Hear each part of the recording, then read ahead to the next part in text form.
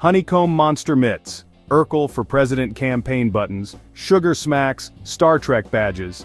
If you ate cereal between the 1950s and 1990s, you were likely to encounter a cereal box prize, an inexpensive trinket lurking inside the bag that may have made the difference between a kid choosing Fruit Loops over Lucky Charms.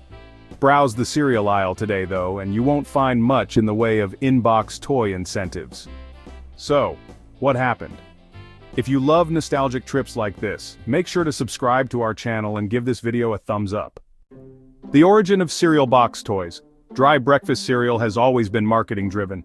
In the 1930s, Mickey Mouse was recruited to endorse Post products, Captain Crunch was created to appeal to kids who hated soggy cereal. But prizes weren't always relegated to children.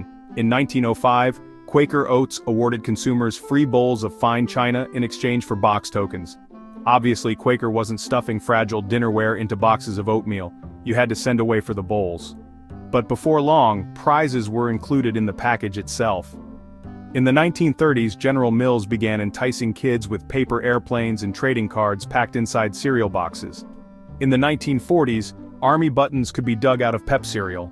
In the 1950s, Kellogg's began inserting tiny submarines and scuba diving frogmen into their products. The submarines could be filled with baking soda that allowed them to plunge and resurface in bathwater. Some companies used the limitations of the giveaways to get creative. In 1955, Quaker Puffed Rice offered a deed that entitled the consumer to a 1-inch plot of land in the Yukon. Nabisco's Wheat Honeys promised a launching plastic rocket. Alphabets included terrariums where kids could grow basil. As plastic injection molding made toy making easier, companies began outsourcing creative toy ideas to marketing companies, who would then try to bid for cereal contracts. The toys had to meet exacting specifications for size and weight. The item couldn't have any loose parts because a tiny figure's broken arm or head could become a choking hazard. That problem was never fully resolved. In 1988, Kellogg's recalled 30 million tiny flutes and binoculars that were included in boxes of Corn Pops and Rice Krispies that could break into smaller, airway-obstructing pieces. Some toys didn't take much brainstorming. They were marketing tie-ins. A new Star Wars movie could mean a lightsaber spoon stuffed into boxes of Apple Jacks. Others were mascot-driven, with Tony the Tiger license plates awaiting kids in boxes of Frosted Flakes. Come the 2000s though, cereal toys seemed to be growing scarce. Why cereal box toys disappeared? Cereal companies never made any formal announcements about their shifting marketing strategies.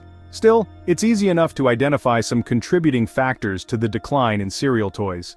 The most significant change to the industry was the Children's Food and Beverage Advertising Initiative, a voluntary pledge announced in 2005 that curbs advertising less nutritious food to kids. Cereal makers like Post, General Mills, and Kellogg's, under the company name Kellanova, are all participants. Since toys are certainly going to catch a kid's eye, there may have been some reluctance to stuff them into sugary cereals.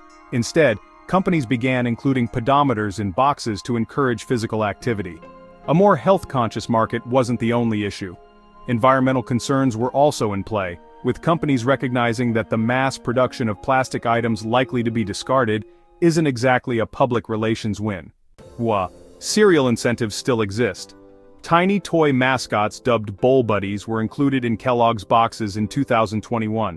Other boxes feature QR codes so consumers can play games online. But the days of garnering a deed to a 1-inch plot of land in the Yukon or firing off a plastic rocket over the breakfast table are likely over.